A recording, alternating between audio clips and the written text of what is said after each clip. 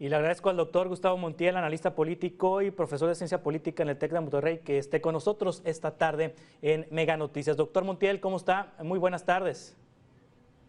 ¿Qué tal? Buenas tardes. Un saludo al auditorio. Vaya cóctel que se le juntó a Santiago Nieto, el ahora ex titular de la Unidad de Inteligencia Financiera de la Secretaría de Hacienda, un avión privado en donde viaja una funcionaria de la Ciudad de México, la secretaria de Turismo, un avión en donde va el dueño de un periódico, El Universal, un periódico que al presidente López Obrador pues no le gusta mucho leer, o más bien lo critica constantemente en las mañaneras, con sobres de dólares o con dólares en efectivo, 35,000 dólares en sobres en efectivo que la autoridad guatemalteca no recibió en declaración de parte de los que viajaban en ese avión. Y la boda del responsable de justamente combatir este tipo de prácticas del uso del efectivo y de los recursos no reportados ante las autoridades, en donde también como invitados hay una serie de candidatos a ser investigados por la propia UIF en un evidente caso de conflicto de interés, en el contexto donde el presidente López Obrador pues ha marcado la regla de que quiere austeridad hasta en la vida privada de sus funcionarios. Se le juntó todo a Santiago Nieto. Sí, creo que fue como comentabas, un cóctel en buena medida donde se juntaron un conjunto de elementos, pero sin embargo me parece que tal vez hay un error en la forma en la que el presidente trata a Santiago Nieto, en buena medida porque había sido uno de sus funcionarios más eficientes y uno de los que habían logrado configurar en realidad la lucha anticorrupción que el presidente estaba planteando. El presidente no descansó en el Sistema Nacional Anticorrupción, ni descansó en su Secretaría de Función Pública, sino más bien era la Unidad de Inteligencia Financiera que cumplía ese papel. Y no únicamente eso, sino que también pues articulaba un conjunto de estrategias en términos políticos que el presidente había pues utilizado a lo largo del tiempo. Sin embargo, me parece también que tal vez precisamente por esa eficiencia, Santiago Nieto no era sostenible tal vez en algún tiempo, y eso me parece que llevó también al presidente a aceptar su renuncia, a precipitar su renuncia. También me parece que el presidente, vaya, si el presidente sabía que iba a haber un evento de ese tipo, sabía que seguramente iba a haber invitadas que estaban o que serían adversarios, como el presidente les dice, y que a final de cuentas, por el perfil de tanto de Santiago Nieto como de su esposa Carla Humphrey, que es consejera electoral en el Instituto Nacional Electoral, y que a final de cuentas pues eso generaría hasta cierto punto un conflicto en el futuro. Me parece que el presidente también lo dejó avanzar con ese proyecto de su boda. También le pudo haber dicho en algún momento, pues mira, no lo hagas de esta manera, o que no sea de esta manera, porque sí puede afectar de alguna manera la imagen. Pero me parece que el hecho de que el presidente haya nombrado a Pablo Gómez el mismo día en el que Santiago Nieto presenta la renuncia, casi inmediatamente, y que por los mismos dichos que Pablo Gómez ha planteado en algunas entrevistas que ha hecho, todavía no tiene clara la estrategia que va a configurar, precisamente porque fue un nombramiento sorpresivo, pues me parece que en ese sentido el presidente sí dejó avanzar el tema. Pero, y creo que es un aspecto que puede de alguna manera impactar en esa estrategia que el presidente había configurado de lucha contra la corrupción. Y descansa ahora, me parece, esa estrategia ya no en la Unidad de Inteligencia Financiera, sino en la Fiscalía. Sí, Gustavo Montiel, también es importante el mensaje. Es el secretario de Gobernación, el brazo político del presidente López Obrador con los gobernadores y con la oposición, el brazo político del gobierno, el secretario de Gobernación, sí, brazo político, porque a Olga Sánchez Cordero como que no la dejaron actuar de esa manera, pero sí, alguien de toda su confianza es el que le da el nombramiento a Pablo Gómez, un político de izquierda verdadera, un político, pero político, no técnico. Yo no sé si le entienda, es economista, pero no sé si le entienda a este mundo financiero en donde se necesita prácticamente un doctorado en ciencias ocultas para entender los movimientos que hacen los corruptos en el mundo para esconder el dinero. Es un mensaje también de que la Unidad de Inteligencia Financiera tendrá un uso político y no técnico, como le dio Santiago Nieto. Sí, de hecho, me parece que incluso en la perspectiva de Santiago Nieto ya tenía una configuración política, porque los objetivos, pues más allá de que sí, muchos de ellos eran, pues obviamente, objetivos que se configuran a partir de hechos económicos, también había una parte política. De hecho, la misma unidad inteligencia financiera había colaborado en algunos de los casos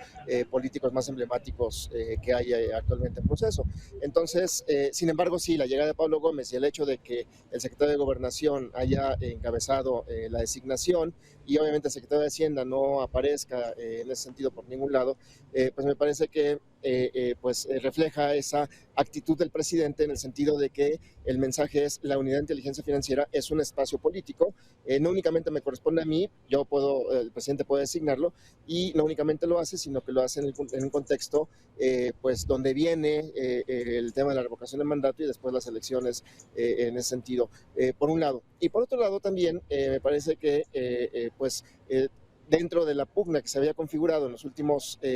meses entre la Unidad de Inteligencia Financiera y la propia Fiscalía, pues también el presidente me parece que decide, con la salida de Santiago Nieto, pues dar preferencia a una Fiscalía que hasta hace unas semanas pues había estado en espacios controvertidos porque no había logrado ubicar algún tema relevante más que obviamente el de Rosario Robles y bueno, y en la semana pasada el caso de Lozoya. Y ante las críticas que la misma Unidad de Inteligencia Financiera había planteado en el sentido de que generaba investigaciones, pero la Fiscalía no tenía la capacidad de judicializarlas. Entonces, pues me parece que el presidente en ese sentido envía un mensaje, pues obviamente político, y habría que tomar en cuenta pues la capacidad que pueda tener Pablo Gómez de seguir no únicamente con las investigaciones que había generado Santo, que de alguna manera ya tenía cierta experiencia porque había sido antes fiscal electoral, donde pues muchos procedimientos tienen que ver con seguir el dinero. Pues en este caso habrá que ver hasta qué punto Pablo Gómez, un político que en general no ha tenido un cargo de mando como tal, sino que fundamentalmente ha sido legislador, pues a ver qué papel juega y cuál es la estrategia que el presidente entonces redefine con la presencia de Pablo Gómez en la unidad. Sí, ahora Gustavo Montiel, por lo que concluyo que usted me dice, le cayó como anillo al dedo entonces al presidente la boda de Santiago Nieto para pues de una vez hacerlo a un lado. Yo creo que hay algo de eso. Y también haya Sí. el hecho de que tuviera ya a su reemplazo el mismo día, pues también nos deja ver que el presidente ya tenía planes para esa unidad, que se adelantaron tal vez, o fue el tiempo en el que el presidente planeó, pero me parece que ya había atrás algo, ese movimiento de fichas que el presidente puede plantear. Y bueno, Santiago Nieto es un administrador eficiente y me parece que no habrá pocos estados que busquen tal vez u otro espacio en la federación donde busquen ubicarlo. Sí, bueno, también esto se da en el contexto, Gustavo, de la presentación del presidente López Obrador ante el Consejo de Seguridad de la Organización de las Naciones Unidas, donde desde días antes él advirtió que hablaría de combate a la corrupción. De hecho, lo hizo. Dijo en Nueva York que es corrupción que tribunales castiguen a quienes no tienen con qué comprar su inocencia y protegen a potentados y a grandes corporaciones empresariales que roban al erario o no pagan impuestos. Sería hipócrita ignorar que el principal problema del planeta es la corrupción en todas las dimensiones: la política, la moral, la económica, la legal, la fiscal y la financiera. Será insensato omitir que la corrupción es la causa principal de la desigualdad, de la pobreza, de la frustración, de la violencia, de la migración y de graves conflictos sociales. ¿Qué opinas de este discurso del presidente en la ONU, Gustavo? Que es un tema relevante, me parece. Creo que el presidente tiene un enfoque en particular de la corrupción. Su enfoque, como hemos visto, se ha ubicado en el contexto, pues obviamente de los impuestos a través del SAT y obviamente de la Unidad de Inteligencia Financiera, pero el presidente no ha utilizado otras organizaciones del Estado, como el Sistema Nacional Anticorrupción, en buena medida porque no es únicamente un órgano que el presidente no creó y no está de acuerdo con esa configuración, sino también, por ejemplo, si vemos a la Fiscalía anticorrupción que funciona en el contexto pues del espacio del Ejecutivo, esa fiscalía, y vemos lo que aparece en la página del sistema no de transparencia, sino de la Plataforma Digital Nacional,